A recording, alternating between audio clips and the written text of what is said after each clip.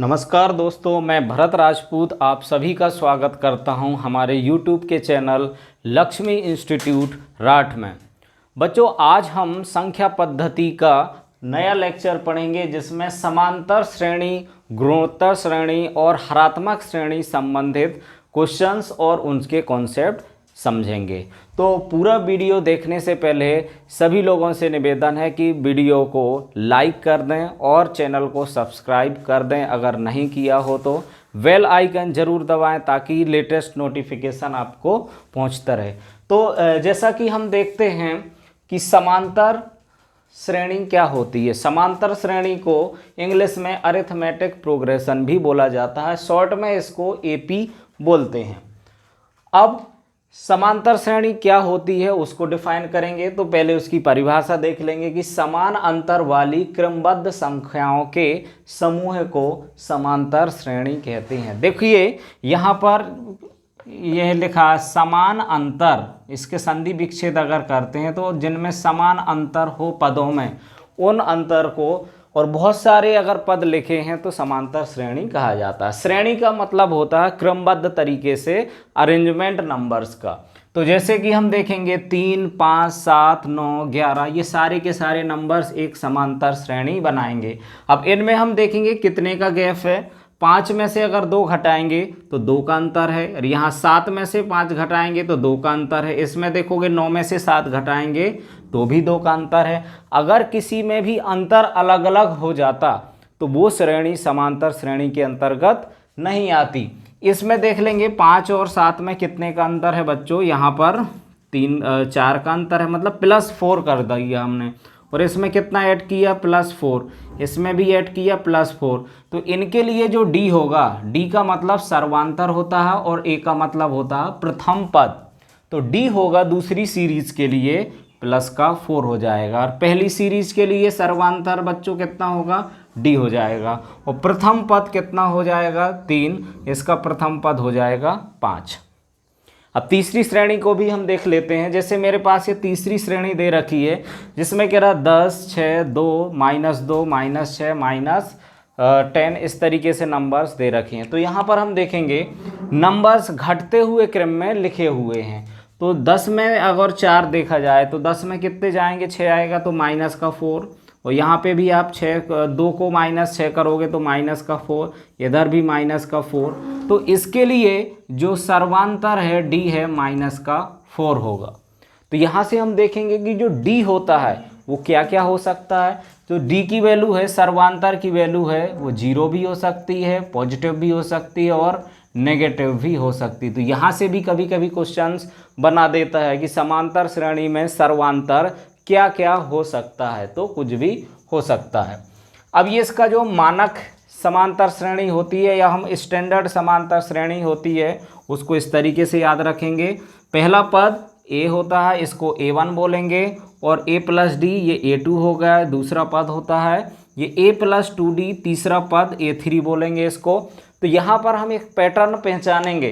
तो A1 में देखो, A1 में कितना दे रखा A, A2 में A + D, मतलब 2 से कम D के साथ मल्टीप्लाई, A3 में A + 2D, तो D में जो नंबर है वो इससे एक कम है।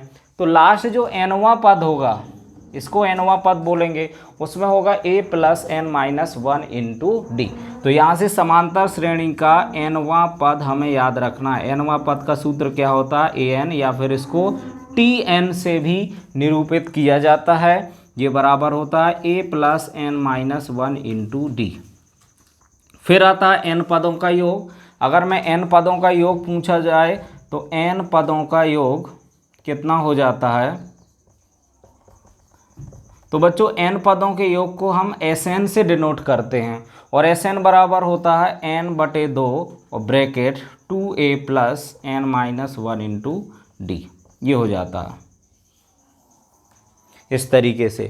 nवां पद लिखने का एक और कौन सा फॉर्मूला होता है जिसमें हम nवां पद दूसरे तरीके से भी लिख सकते हैं।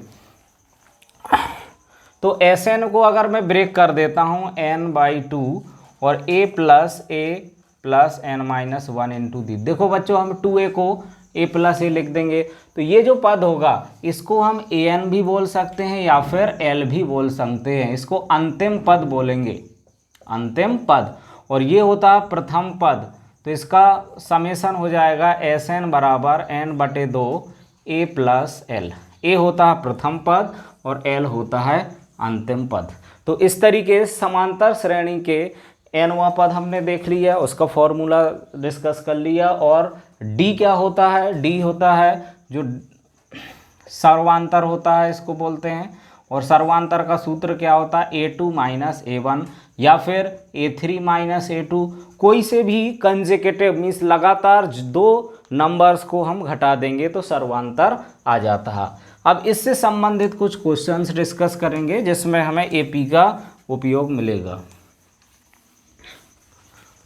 तो हम सबसे पहले फर्स्ट क्वेश्चन डिस्कस करेंगे। एक उदाहरण है, जिस पहला उदाहरण हम देखेंगे। इसमें कह रहा है कि 3 और 200 के बीच, 3 और 200 के बीच 7 से विभाज्य कितनी संख्याएं होगी? कितनी प्राकृतिक संख्याएं होगी?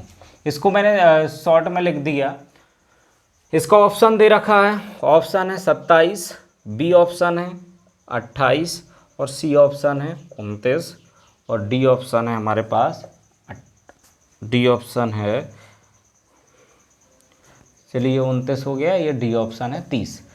तो अब हमें देखना है इसमें कितनी संख्याएं हो सकती हैं। किन के बीच में पूछ रहा है बच्चों?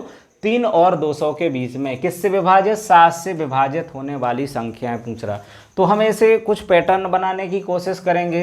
तो पहली संख्या क्या हो जाएगी? देखो 3 से बड़ी 7 से विभाजित होने वाली संख्या आपको निकालनी है। तो संख्याएं कौन कौन सी होगी? हम देखेंगे कि पहली संख्या तो 7 हो जाएगी, 3 से ज़्यादा 7 हो गई। अब दूसरी संख्या 14 हो जाएगी। ऐसे ही हमें लास्ट संख्या निकालना है। अब अंतिम संख्या 200 से छोटी होगी क्योंकि 200 7 से पूरी तरह से विभाजित नहीं होगा। अब कौन सी संख्या होगी उसके लिए लॉजिक आप सीखेंगे। 7 को भाग देंगे 200 में, तो 7 दूना 14, बचेगा 6 और एक उतारा 0, तो 7 8 56, 56 में हमने 4 शेष बचा। अब आप देखोगे कि पूरा विभाजित होने के लिए उसका जो शेषफल है या रिमाइंडर कितना होना चाहिए बच्चों? 0 के इक्वल होना चाहिए। तो रिमाइंडर यहाँ 4 आ रहा, तो हम 200 से अगर 4 को माइनस करें तो हमारी फाइनली संख्या क्या बन जाएगी? 196 संख्या आएगी, जो अंतिम संख्या होगी। अब एक बार चेक कर लेंगे कि 196 संख्या 7 की टेबल में आती है नहीं। तो 7 से अब अगर विभाजित करोगे, 7 दूना 14, 5 बता 7 56, 7 8 56, तो देखिए जो अंतिम संख्या होगी वो 7 है। अगर इसमें 7 हमने ऐड कर दिया, हम कहें कि इसमें 4 में 2 क्यों नहीं ऐड कर सकते हैं, तो वो 202 हो जाएगी, तो वो इससे ज़्यादा निकल जाएगी, तो ज़्यादा नहीं होना चाहिए। यहाँ पर हमारी संख्या बन जाएगी 7 4 3 और लास्ट पद हो जाएगा 196। तो अब हमें इनका योग निकालना है कि के बीच अच्छा कितनी संख्याएं होगी ये बताना है। नंबर ऑफ कितनी समांतर श्रेणी में संख्याएं हो जाएंगी। तो देखोगे इसके लिए हम ए एन का फॉर्मूला लगा देंगे। ए एन बराबर A plus n minus 1 into D. अभी मैं बहुत धीरे धीरे समझा रहा हूँ, जब हम क्वेश्चंस करेंगे तो इसको बहुत ही फास्ट तरीके से कर सकते हैं। तो ए एन हमारा हो जाएगा 196, तो ये 196 हो जाएगा। ए की वैल्यू हो जाएगी 7 और एन हमें निकालना है, और डी बच्चों कितना हो जाएगा? 7। तो 7 की टेबल की बात कर रहा तो डी हो गया 7। अब हम 7 को इधर लाएंगे तो 196 और -7 बराबर n माइनस 1 इंटू 7। जब 7 से माइनस करोगे तो ये आ जाएगा 189 और डिवाइडेड बाई 7 बराबर n माइनस 1। अब 7 से जब हम विभाजित करेंगे तो 7 से विभाजित करोगे, 7 दूना 14, 4 बचा 49, 7 7 7 49। तो n का मान कितना हो जाएगा बच्चों? n बराबर 27। एक को इधर लाओगे तो प्लस का हो जाएगा, और ये हमारे पास 28 ऐसी संख्याएं आ जाएंगी जो 7 से विभाज्य होगी और किसके बीच में होगी? 3 और 200 के मध्य हो जाएंगी। अब सेकंड क्वेश्चन हम इसी से संबंधित डिस्कस करेंगे, जिसमें दूसरे क्वेश्चन में कह रहा है कि एक एपी है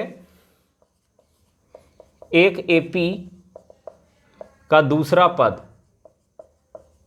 एपी का मतलब बच्चों होता समांतर श्रेणी, इसका दूसरा पद 13 दे रखा व पांचवा पद 25 दे रखा,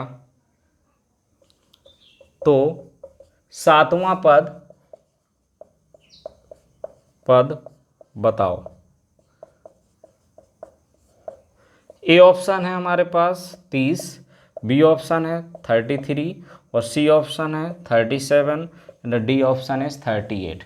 In this question we have given that an AP has second term 13 and fifth term 25, then you have to find the seventh term. तो देखिए सातवां पद कैसे निकालेंगे हम, तो दूसरा पद हमारे पास दे रखा, तो हम पहले तो एक AP मानेंगे, उसका दूसरा पद मतलब A2 दे रखा 13। अब A2 को क्या लिख सकते हैं, A plus 2 minus 1 into D बराबर 13, तो यहाँ से A प्लस डी बराबर हो जाएगा 13। एक समीकरण बना लिए हमने। अब दूसरा पद दे रखा है हमें कितना, पांचवा पद, तो A5 दे रखा है 25, तो पांचवा पद जब निकालना है तो 5 से एक कम डी में गुणा होगा, तो A प्लस 4D बराबर हो जाएगा 25। ये दूसरा इक्वेशन आ गया। अब देखिए, अब दोनों समीकरण को हम सॉल्व करेंगे, तो हम इसको दोनों समीकरण को सॉल्व करना आपको आता होगा, दोनों को सॉल्व करोगे, इनको घटाने पर कर देना, तो घटाने पर करोगे तो ये माइनस ये भी माइनस, तो ए से ए तो कैंसिल हो जाएगा। अब डी में से 4D जाएगा तो माइनस का 3D बच जाएगा। यहाँ 13 में से 26 जाएगा तो बच्चों कितना बचेगा, ये माइनस का 12 बच जाएगा। माइनस से माइनस उड़ जाएगा, डी बराबर 12/3 जो कि 4 के बराबर हो जाएगा। तो डी तो जो सर्वांतर है वो हमारा आ गया 4। अब डी की वैल्यू किसी एक इक्वेशन में रख दोगे, तो समीकरण पे प्रथम से, तो समीकरण फर्स्ट में हम डी का मान रखेंगे, तो a प्लस 4 बराबर 13, तो a का मान आ जाएगा 13 माइनस 4 बराबर कितना हो जाएगा बच्चों, 9 आ जाएगा। तो a का मान आ गया हमारे पास 9। अब हमारे पास कौन सा पद निकालना है, now we have to find seventh पद, तो a7 बराबर a प्लस 6D, तो a7, तो a का मान आ गया 9, 6 इंटू 4, 6 चौके 24 प्लस 9 जो कि 31 आंसर आ जाएगा। देखिए 31 इसका आंसर नहीं, सॉरी 33 आंसर आ जाएगा, तो 33 आंसर बी ऑप्शन इसका करेक्ट हो जाएगा। अब इससे संबंधित एक और लास्ट क्वेश्चन करवाऊंगा, तो आपको आसानी से समांतर श्रेणी हो जाएगा। अब देखिए तीसरे क्वेश्चन में क्या कह रहा है कि दो अंकों की, तीसरे क्वेश्चन में कह रहा है कि 2 अंकों की 3 से गुणज संख्याओं का योग बताओ।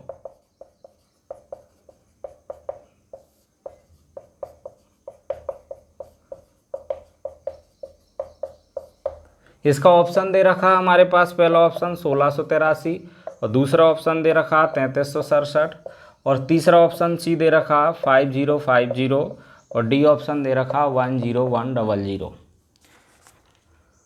तो 2 अंकों की 3 से गुणज, अब गुणज का मतलब होता है कि गुणा करने पर कौन कौन सी संख्याएं मिलेगी। अब 2 अंकों की होना चाहिए, तो 2 अंकों की कौन कौन सी संख्याएं होगी, तो पहली संख्या हम बताएंगे यहाँ पर, तो रिक्वायर्ड नंबर्स कौन कौन से होंगे, जो 3 से गुणज होना चाहिए, तो 10 से बड़ी होना चाहिए, तो 10 से बड़ी 3 की टेबल में आती है 12, तो पहली संख्या हो गई 12, फिर 15, फिर 18 और हमें अब लास्ट की संख्या देखेंगे 99 हो जाएगी। ऑब्वियसली 99 होगी लास्ट की संख्या। अब हमें ये नहीं पता कि कितनी संख्याएं होगी जो 3 की गुणज हो जाएंगी, तो यहाँ से तो आप या तो फॉर्मूला लगा दोगे, an बराबर 99 रख देंगे, तो a की plus n minus 1 into D बराबर 99। यहाँ से तो हम n निकाल लेंगे, तो a दे रखा है 12 दे रखा है और प्लस n माइनस 1 इंटू 3 बराबर 99। 12 को उधर ले जाओगे तो n माइनस 1 इंटू 3 बराबर, अब 99 में से बच्चों 12 हम सब्ट्रैक्ट करेंगे, तो 12 माइनस करोगे तो कितना हो जाएगा, ये 87 आ जाएगा। 87 को 3 से भाग दे दोगे तो ये 3 दूना 6 और 3 नवा 27, तो n बराबर आ गया 30। अभी ये हमारा आंसर नहीं है, ये तो हमने देख लिया कि इनके बीच में कितनी संख्याएं होगी जो 3 का गुणज होगी। अच्छा, इसको दूसरे तरीके से भी हम निकाल सकते थे कि आपको पता है 1 से 100 तक 3 के कितनी होती हैं, तो आप 99 में 3 का भाग दोगे तो आपको पता है 100 में 3 का भाग देंगे तो कितना 33 पॉइंट समथिंग आ जाएगा। इसका मतलब 33 ऐसी संख्याएं होगी 1 से लेके 100 तक के बीच में जो 3 से विभाजित होगी। और हमें कह रहा है कि 2 अंकों की संख्याएं लेना है, तो 1 अंक वाली कितनी माइनस कर देंगे, 3 होगी, 3 एकम 3 दूनी 6 3 तिरका 9 माइनस 3 माइनस कर देंगे तो 30 ऐसी संख्याएं हो जाएंगी जो 3 के गुणज होगी और 2 अंकों की हो जाएंगी। अब हमें इनका योग निकालना है, तो योग निकालने के लिए Sn बराबर n/2 a प्लस एल वाला फॉर्मूला लगा देंगे। तो 30/2 और a कितना दे रखा, 12 दे रखा हमारे पास, और l दे रखा 99 दे रखा। अब इसको जरा 2 से भाग देंगे, चलो मैं 30/2 इसको ऐड कर लेंगे तो कितना आ जाएगा, 12 और 9 111 आ जाएगा। अब 111 को 3 से गुणा करेंगे तो 333 और 0/2। अब 2 से भाग दोगे तो देखिए कितना आ जाएगा। अगर मैं इनको 2 से भाग देता हूँ तो क्या बचेगा हमारे पास, 2 एकम 2, अब 13 बचा, तो 2 छके 12 और 1 बचा और 2 छके 12 और कितना बचेगा, 2 पंचे 10, तो 1665। इसमें कोई ऑप्शन है क्या, एक बार और देख लेते हैं कहीं मिस्टेक तो नहीं हो गई है। n की बराबर 30 है, a की वैल्यू हो जाएगी 12 प्लस 99, 9 और 2 11, 9 1 10 1 11, तो 3 से गुणा करेंगे, 3 तिरके 9, 3 3 एकम 3, 3 एकम 3, 3 एकम 3 और 0/2। अब 2 से विभाजित करेंगे तो कितना जाएगा, 2 से अगर विभाजित करेंगे तो आ जाएगा 1665। तो यहाँ पर हो सकता है कि ऑप्शन 1665 दिया हो, तो इसका ऑप्शन ए करेक्ट हो जाएगा। अब हम देखेंगे अगला क्वेश्चन जिसमें समांतर श्रेणी के बाद अब हम डिस्कस करेंगे गुणोत्तर श्रेणी होती क्या है। अब गुणोत्तर श्रेणी से भी ज़्यादा क्वेश्चन नहीं बनते हैं, लेकिन एक बार आप समझ लेंगे कि होती क्या है गुणोत्तर श्रेणी।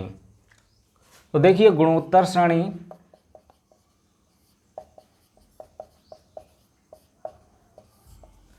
देखिए गुणोत्तर श्रेणी में कह रहा है कि जिसमें अनुपात बढ़ता जाता है, ठीक है, इसमें कह रहा है कि अनुपात में वृद्धि, निश्चित अनुपात में वृद्धि हो जाती है। ऐसी श्रेणी के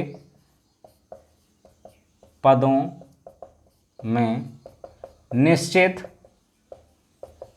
अनुपात में वृद्धि होती है।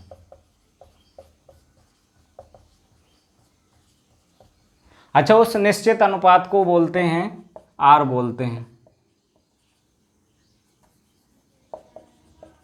निश्चित अनुपात को आर कहते हैं। आर का मतलब होता है सर्वानुपात, ठीक है, इंग्लिश में इसको बच्चों बोलते हैं कॉमन रेशियो, सॉरी।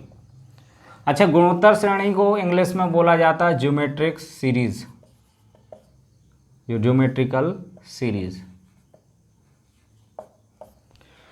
तो अब यहां पर ऐसी सीरीज, जैसे उदाहरण हम देखेंगे, आ रहा 2 4, अब 2 इसमें और का गुणा करोगे 2 का 8, फिर 2 का गुणा करेंगे तो 16, फिर 32, फिर 64, इस तरीके से सीरीज बनती जाएगी।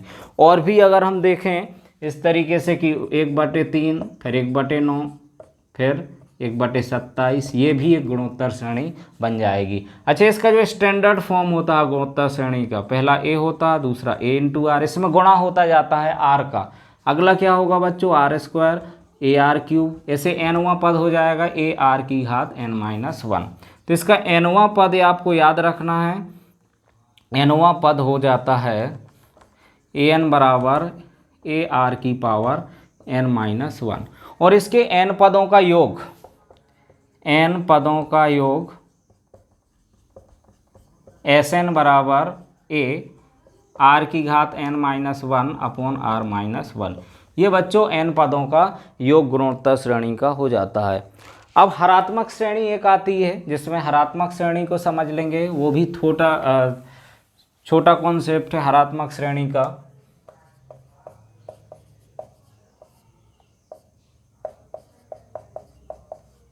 इसको हार्मोनिक सीरीज बोलते हैं, हार्मोनिक सीरीज। तो ये समांतर श्रेणी का जस्ट रेसिप्रोकल होता है। तो ये श्रेणी, ये समांतर श्रेणी का व्युत्क्रम होता है, व्युत्क्रम होता है। तो समांतर श्रेणी का जो व्युत्क्रम होगा उसको हम हरात्मक श्रेणी बोलेंगे। तो इसमें जो स्टैंडर्ड बनेगी 1/a plus D, 1/a plus 2d, और इस तरीके से बन जाएगी। अंतिम पद क्या होगा इसका, 1/a plus n-1 into D. इसको हम nवां पद बोलेंगे, an बराबर a plus n-1 into d. तो इस तरीके से ये तीनों सीरीज हमारी कंप्लीट हो जाती हैं। अब हम इससे एक क्वेश्चन, अगला क्वेश्चन करेंगे। उसके पहले एक थोड़ा सा कुछ महत्वपूर्ण सूत्र लिखवा देंगे। तो कुछ महत्वपूर्ण सीरीज से संबंधित हम सारी चीज़ें कवर कर लेंगे। तो पहला होता है n प्राकृतिक संख्याओं का योग, n प्राकृतिक संख्याओं का योग। ये क्या हो जाता है, n+1/2। अब n प्राकृतिक संख्याओं का योग हम इस तरीके से लिखेंगे, 1 2 3 4 5, कहाँ तक, n तक। अच्छा, दूसरा होता है n प्राकृतिक संख्याओं के वर्ग का योग, n प्राकृतिक संख्याओं के वर्ग का योग। तो वर्ग का योग कितना हो जाएगा, इसको देखेंगे तो n+1 और 2n+1/6। ये n प्राकृतिक संख्याओं के वर्ग का योग होता है। ऐसे ही n प्राकृतिक संख्याओं के घन का योग। अच्छा, ये होगा कैसे घन का योग, इस तरीके से 1 का क्यूब, 2 का क्यूब, 3 का क्यूब, कहाँ तक, n के क्यूब तक। तो इसका सूत्र हो जाता है n+1/2 और इसका होल स्क्वायर। मतलब पहले वाले का स्क्वायर कर दें तो n प्राकृतिक संख्याओं के घन का योग हो जाता है। अब इनसे संबंधित हम कुछ प्रैक्टिस क्वेश्चंस करेंगे जिसको आप अच्छे से समझ लेना, और ऐसे क्वेश्चंस आपके एग्जाम में पूछे जाएंगे। तो पहला क्वेश्चन कह रहा है कि हरात्मक श्रेणी कौन सी है, हरात्मक श्रेणी कौन सी है। इसमें हरात्मक श्रेणी हमें पहचानना है। ए में दे रखा है 7, 10, 13 और 16, और बी में हमें दे रखा है 1, 1/4, 1/7 और 1/10, और सी में दे रखा है 3, 1/3, 1/27, इस तरीके से, और डी में दे रखा है 2, 4, 6, 9। तो इन 4 श्रेणी को हम देखेंगे कि कौन सी समांतर श्रेणी, हमें हरात्मक श्रेणी चेक करना। तो हरात्मक श्रेणी बच्चों होता है समांतर श्रेणी का जस्ट उल्टा। तो पहली श्रेणी को देखते हैं, 7 और 3, ये तो देखो समांतर श्रेणी बन रही है, तो ये तो है समांतर श्रेणी। अच्छा, दूसरी हम देखेंगे, इसमें कह रहा है इसको 1/1 कर लें। तो ऊपर तो उसका न्यूमरेटर सेम है, पूरी जगह उसका अंश सेम दे रखा है। अब हर की बात करते हैं, तो नीचे इसमें 1+3 किया, इसमें +3 किया, तो नीचे समांतर बन रही है। इसका मतलब ऊपर क्या बनेगी, ये हरात्मक श्रेणी बन जाएगी। तो ऑप्शन बी करेक्ट हो जाएगा। अब तीसरी श्रेणी कौन सी होगी, इसको भी चेक कर लेते हैं। तो तीसरी श्रेणी दे रखा 3 और 1/3, ये कोई भी नहीं होगी। और दूसरी श्रेणी 2, 4, 6, ये भी कुछ भी नहीं होगी। तो हमारा ऑप्शन बी करेक्ट हो जाएगा। अब दूसरा क्वेश्चन, इस संख्या पद्धति से कुछ महत्वपूर्ण क्वेश्चन हम कर रहे हैं। तो दूसरे क्वेश्चन में कह रहा है कि 3 अंकों की कितनी संख्याएं 17 से विभाज्य हैं। इस तरीके से क्वेश्चन पूछे जाते हैं कि 3 अंकों की संख्याएं कितनी 17 से विभाज्य हैं। 51, बी में 52 और सी में 53 और डी में दे रखा है 54। तो 17 से बच्चों विभाज्य होना चाहिए, और कितने अंक की, 3 अंक की। तो अब हम देखेंगे 3 अंकों की संख्या, सबसे छोटी संख्या होती है 100 और सबसे बड़ी संख्या होती है 999।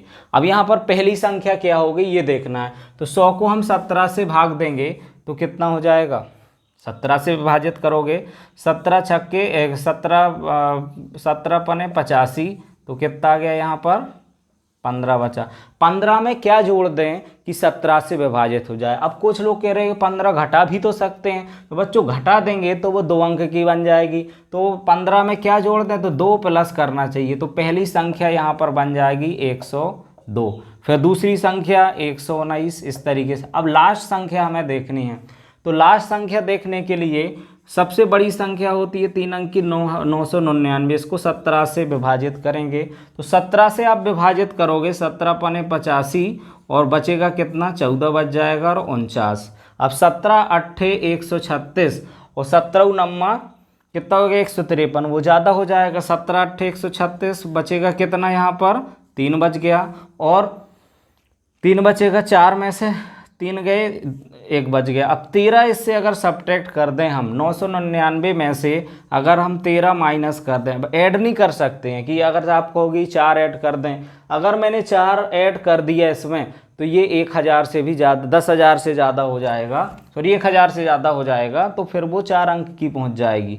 तो सब्ट्रैक्ट करोगे तो 6 बचा, और यहाँ पर बचेगा आपका 8, और यहाँ 986 एक संख्या हो जाएगी। अब 986 को हम 17 से विभाजित करके देख लेंगे तो आपको पता चल जाएगा।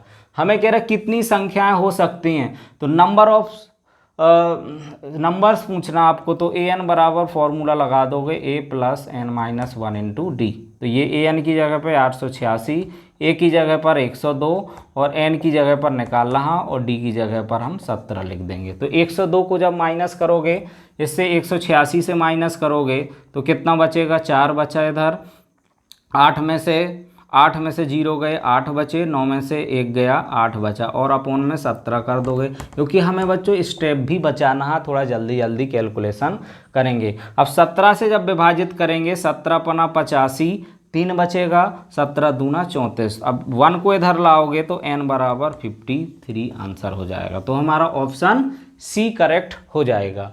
तो देखिए हम इसको जब स्पीड से करेंगे तो ज़्यादा वक्त नहीं भी लगेगा आपको। मेरा टारगेट है कि आप ज़्यादा से ज़्यादा बच्चों कॉन्सेप्ट सीखें। ज़्यादा अगर कॉन्सेप्ट आपको अच्छे से आते हैं तो आप ट्रिक भी बना सकते हैं, अदरवाइज ट्रिक भी आप भूल जाएंगे। तो कॉन्सेप्ट आप सीखो मैथ्स में, क्योंकि आराम से आपके टेट वगैरह में देखें तो 30 क्वेश्चंस इजीली सॉल्व हो जाएंगे, आराम से हो जाता है। क्वेश्चन नंबर देखो सेकंड में कह रहा 4 अंकों की सबसे छोटी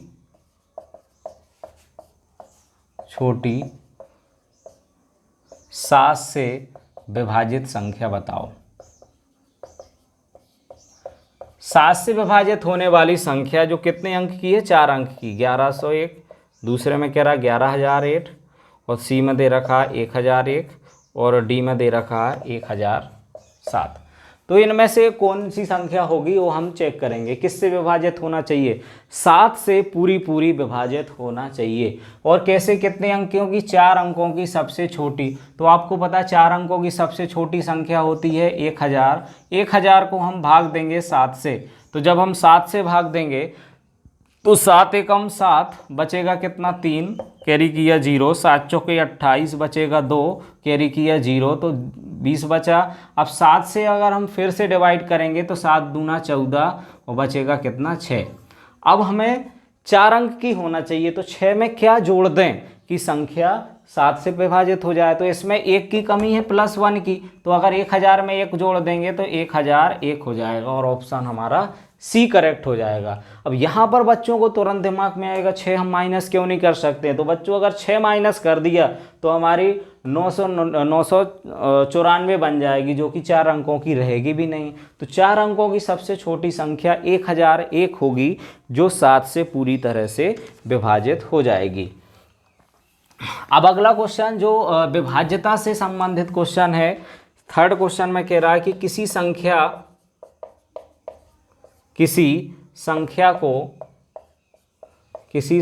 को 52 से भाग देने पर, किसी संख्या को 52 से भाग देने पर 44 शेष बचता है। इस तरीके के क्वेश्चन भी आपको हर एग्जाम में मिलेंगे। शेष बचता है यदि उस संख्या को 13 से भाग दिया जाए, देते हैं, तो शेषफल बताओ। तो शेषफल कितना बचेगा? तो ऑप्शन दे रखा 2, दूसरा ऑप्शन 3 और सी ऑप्शन 4 और डी ऑप्शन 5। तो इस तरीके के क्वेश्चंस भी आपको बहुत ज़्यादा पूछे जाते हैं। तो हमारे पास कोई संख्या x है, अगर हम संख्या को मान लेते हैं x, तो आपको पता है कि जो नंबर होता है, जो n होता है, वो किसके बराबर होता है? डिविडेंड, या हम उसको बोलते हैं भाज्य बराबर। भाज्य किसके बराबर होता है? भाजक गुणा भागफल प्लस शेष, ये होता। तो यहाँ भाज्य जो मान लो संख्या, उसको मैंने x मान लिया। अब किससे भाग दे रहे हैं? 52 से भाग दे रहे हैं। तो मान लो k बार विभाजित होती है और शेषफल कितना बन जाता है? या 52 q बार विभाजित होती है और शेषफल बचता है 44।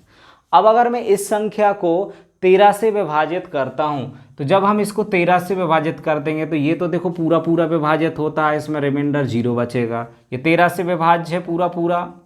तो अब 44 को अगर मैं 13 से विभाजित कर दूं तो क्या रिमाइंडर बच जाएगा? अब 44 को 13 से विभाजित कर दूं, कितना बचेगा? 13 × 3 = 39 और बचा 5। तो इसका शेषफल बचेगा 5। तो कभी भी इस तरीके की संख्या होती है तो हम उसको जो भी शेष बचता है उससे डिवाइड कर देते हैं नीचे वाले नंबर से, तो आपका आंसर आ जाता है। अगर कॉन्सेप्ट समझना है तो ये उसका कॉन्सेप्ट होता है कि कोई संख्या को मान लिया x, और अगर हमने 52 से विभाजित किया तो 52q प्लस r, मतलब रिमाइंडर रख सकते हैं। अब हमने देखा कि जो 52 का गुणा है इसमें, तो 52 इसका फैक्टर होगा 13 का, तो ये पूरा 13 फैक्टर है 52 का, तो ये पूरा पूरा विभाजित होगा।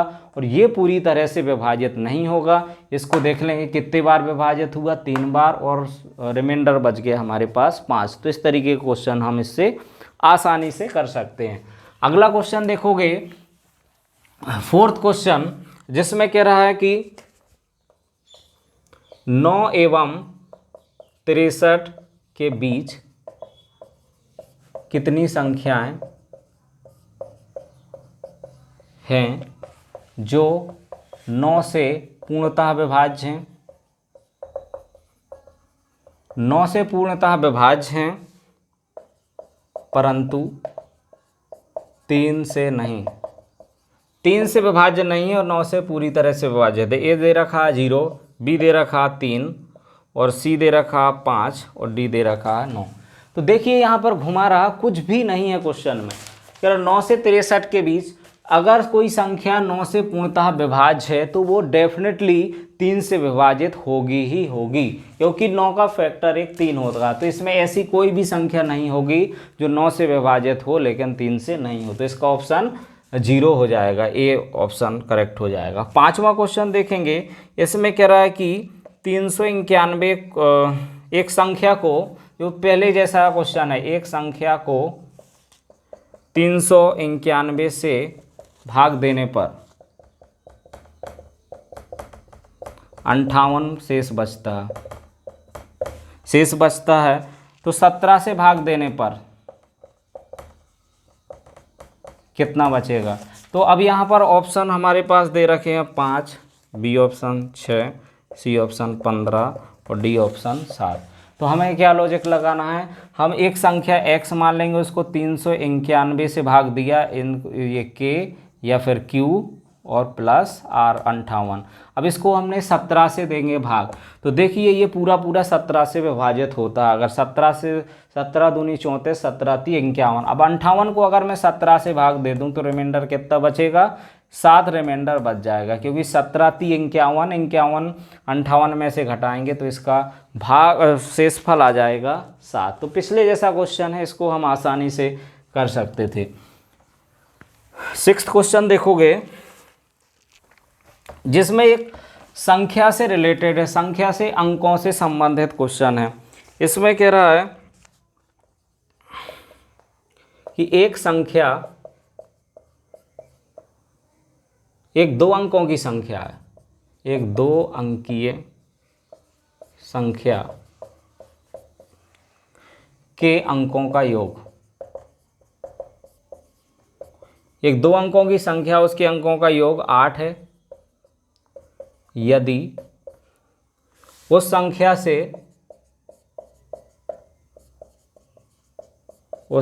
से 36 घटाया जाए, कितना घटा देते हैं हम, 36 घटा देते हैं, घटाया जाए तो उसके अंक स्थान बदल लेते हैं।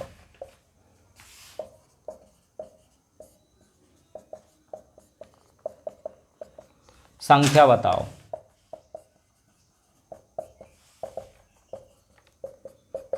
ए ऑप्शन दे रखा 26, बी ऑप्शन है 35 और सी ऑप्शन दे रखा 53 और डी ऑप्शन दे रखा 62।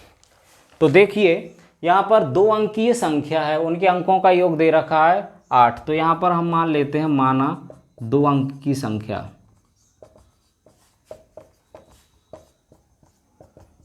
एक्स वाई है, ये इकाई का अंक है, ये दहाई का अंक है। तो यहाँ पर x प्लस वाई किसके इक्वल दे रखा है, 8 के बराबर, एक आ गया। अच्छा, इस संख्या को हम क्या लिख सकते हैं, 10x प्लस वाई, इसको ऐसे आप लिख सकते हो क्योंकि इसका दहाई का अंक 10x है, तो उसमें 10 का गुणा किया और y में 1 का गुणा किया। अब यहाँ पर दूसरी कंडीशन दे रखी है, यदि संख्या से 36 घटाया जाए, तो संख्या से अगर हम घटाते हैं तो 10x प्लस वाई में से 36 को घटा देते हैं तो क्या होता है, इसके स्थान बदल जाते हैं, मतलब x की जगह पर y हो जाएगा और y की जगह पर x हो जाएगा, इस तरीके से हो जाएगा। अब हम वेरिएबल्स को एक साथ लाते हैं, अगर इसको भी इधर लाओ, इसको भी इधर लाओ, तो 10x में से x गया प्लस y में से 10y गया और यहाँ पर 36 आ गया। तो 9x माइनस 9y बराबर 36, तो 9 कॉमन ले लोगे तो x माइनस वाई बराबर 36, 9 से भाग दे दोगे, 9 चौके 36। तो यहाँ से अगली इक्वेशन हमारे पास x माइनस वाई बराबर 4 बन गई। अब दोनों इक्वेशन को ऐड कर दोगे, इनको जोड़ देंगे अगर हम, तो y से y कट जाएगा, जोड़ने पर y से y कटेगा, तो थ्रू x बराबर 12, तो x बराबर 6, तो x का मान 6 आ गया। अब अगर x 6 आ गया तो y को निकाल लोगे, फर्स्ट इक्वेशन में रख दोगे यहाँ पर, तो y बराबर 8 माइनस 6 2 आ गया। तो संख्या हमारी क्या होगी, संख्या यहाँ पर रख देना, तो x की वैल्यू 6 और 2 62 हमारी संख्या आसानी से आ जाएगी। इसको ऑप्शन चेक करके भी बच्चों हम कर सकते थे, तो ऑप्शन चेक करके भी देख लेंगे।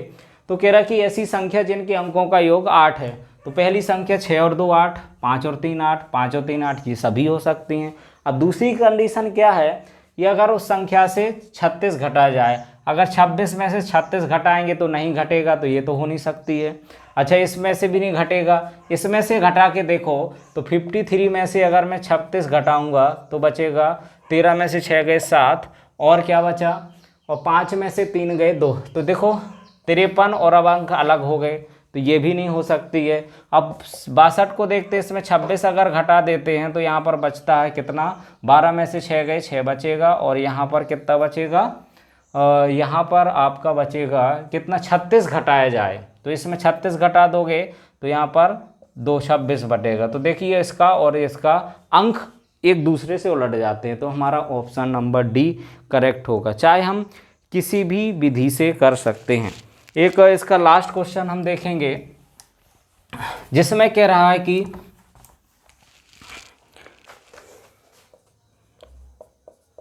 पहली 35 सम प्राकृतिक संख्याओं के गुणनफल में दहाई के स्थान पर क्या होगा।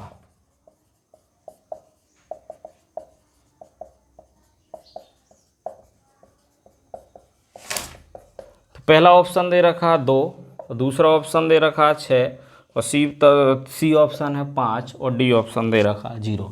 तो दहाई की जगह पर आपको पूछना है कि क्या होगा। तो आप देखोगे कि सम प्राकृतिक संख्याओं का गुणन कह रहा, तो अगर हम देख लेते हैं 35 सम 2 4 6 8 10, ऐसे ही कहाँ तक 35 संख्या होगी, तो कहीं यहाँ पर 20 भी आएगा और 20 के बाद यहाँ पर कहीं कहीं 30 भी आएगा। तो तो जब हम इनका गुणा करेंगे तो देखिए जब इसका इसका गुणा होगा तो इसमें कहीं ना कहीं 0 0 जरूर आएगा, और भी आएगा तो और भी 0 आ जाएंगे। तो दहाई का अंक क्या होगा बच्चों, यहाँ पर ऑब्वियसली 0 हो जाएगा, क्योंकि अगर हम इतनी संख्याओं का गुणा करेंगे तो एक ही 0 आएगा। जब हम दो संख्याएं और ले लेंगे तो कितने आ जाएंगे, 0, 2 0 आएगा। हम ऐसे भी क्वेश्चंस करते नंबर ऑफ जीरो फाइंड करने वाले, वैसे भी आपने क्वेश्चंस किए थे। तो अब देखोगे तो लास्ट में 2 डिजिट 3 डिजिट तक 0 ही आएंगे, इसका मतलब उसका दहाई का अंक 0 होगा। तो बच्चों आज के आपको लेक्चर और क्वेश्चंस की सीरीज कैसे लगी कमेंट बॉक्स में कमेंट करें, और कोई भी सजेशन या फिर सुझाव के लिए आपका स्वागत है, हमेशा आप सजेशन कर सकते हैं। और चैनल को ज़्यादा से ज़्यादा लोगों को सब्सक्रिप्शन भेजें और ज़्यादा से ज़्यादा शेयर करें अपने व्हाट्सएप ग्रुप पर, फेसबुक ग्रुप पर, ताकि ज़्यादा से ज़्यादा लोगों पर वीडियो पहुंच सके। धन्यवाद दोस्तों, जय हिंद।